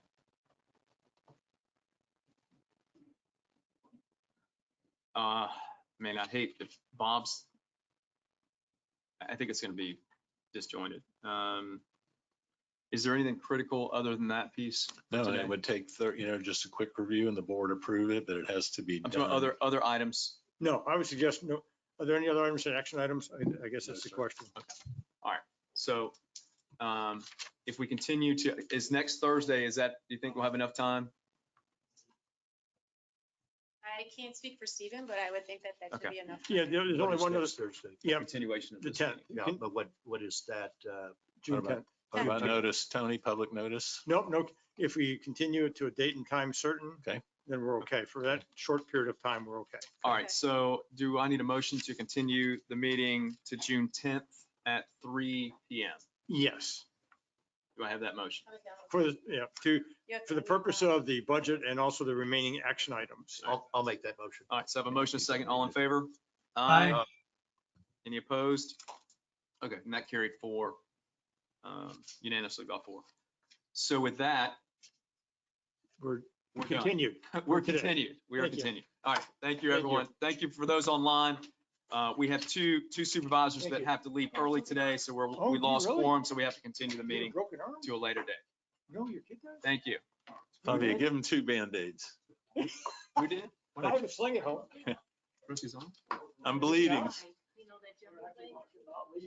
Just now? How old is it? Oh. It was not supposed to be there, but it's. Oh. Yeah, let me use the restroom. And I'm just gonna move. Okay, see ya. See ya. That way you can catch up with me. Tony. Did